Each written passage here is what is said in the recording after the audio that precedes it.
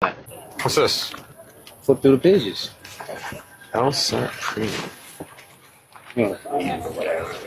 Like there's a bunch of books like that, but that's one. It's going down, man. When do you take the LSAT?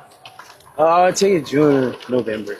Okay. I think November I'll just get better at it. Pretty good now though. You think you're gonna be ready for it? I think I'm at like a 150 right now, so I want to boost that up.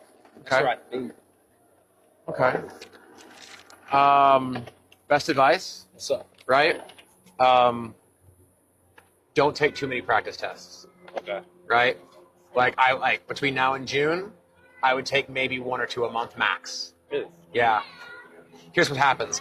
The questions that come from like those tests, Right. they steal questions from from old tests. Yeah. Right? Those practice tests had a lot of like old questions in them, Bet. right? But a lot of new questions recycle like the basis of it, right? So there might be like, you might take like a practice question, right? Yeah. Like, John and Sarah are at a farm, and then John falls down a well, and then Sarah X, Y, and Z, and then Uncle Ted comes along. Yeah. Right?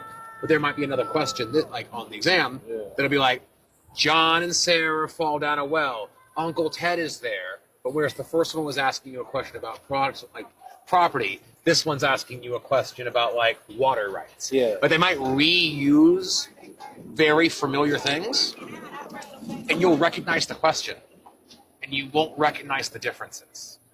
Like they'll be very similar, and you won't realize that they changed something in the question. Mm-hmm. So like take some practice tests to gauge where you are, but don't overdo it. Gotcha. And the best thing is, stop studying the week before. Okay. Just stop. The week. Like if your test is on like Monday, right? I'd say like if your test is on Friday, right?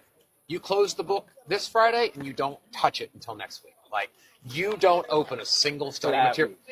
You don't look at a single thing for 5 days before. That makes sense. Right? Because you're just going to confuse yourself. Future brother. Like, it's not going to make a difference. That's You are your brother. at that point, you either know it or you don't. Mm-hmm. Like, if you've been studying for 6 months, right?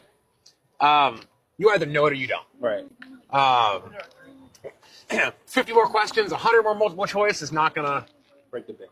like, not for the LSAT. The LSAT is logic problems, right? It's not like memorizing or like studying, like, like in law school. Like, it's a fact pattern thing, right? Yeah. Stop. There's your thing. Take a deep breath. Relax. Spend that week just hanging out, chilling. Go to the park, go to the gym, go on long walks. Half the test is mental. You want to come in there like you just came back from a spa day, where you're like, you are just fresh and relaxed with plenty of sleep. If you stress about it, you study up until the last moment, Right. you're going to end up studying the day before your test, going to bed at midnight because you were cramming for something. You're going to wake up in the morning, you're going to be tired, you're going to be sleepy, and everything's just going to blend together. Best advice I got, it worked wonders for me. I did the same thing when I took tests in law school. I stopped studying 2 days before the exam. Yeah. Like, I'm not cramming the night before. And for the bar, I studied up until the week before, and then the 3 days before the exam, I played kickball. I went to the gym. I was playing kickball. There was a guy on my team who was a lawyer. He's like, shouldn't you be studying? And I was like, nope, I'm done. Like, I either know it or I don't. Like, it's in the cards now. Past the Georgia bar. Is this one?